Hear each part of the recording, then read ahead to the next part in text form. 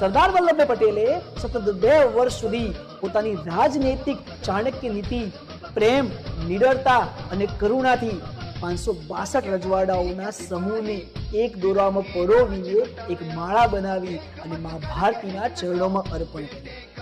આ સાથે જ એ દૂરંદેશી રાજાઓને મારે નમન કરવા છે, જેમને અખંડ ભારતના શિલ્પી સરદારને વિશ્વાસ અપાવ્યો કે હે સરદાર, તું આગળ વધ, અમે તારી સાથે છીએ.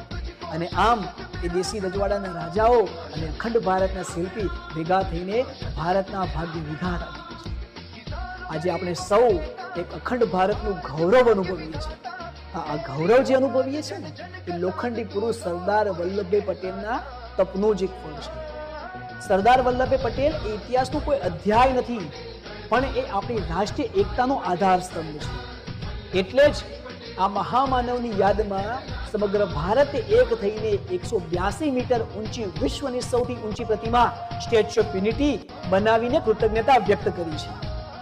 આજે રાષ્ટ્રીય એકતા દિવસે આપણે બધા ભેગા થઈને સંકલ્પ કરીએ કે રાષ્ટ્રીય એકતા અને અખંડિતતાનો આપણો આ પરમ ધર્મ છે, એને નિભાવીશું અને આ યુગ પુરુષને વંદન કરીએ. ફરી એકવાર દરેક મિત્રોને જય જય સરદાર, જય હિન્દ, જય મા ભારતી.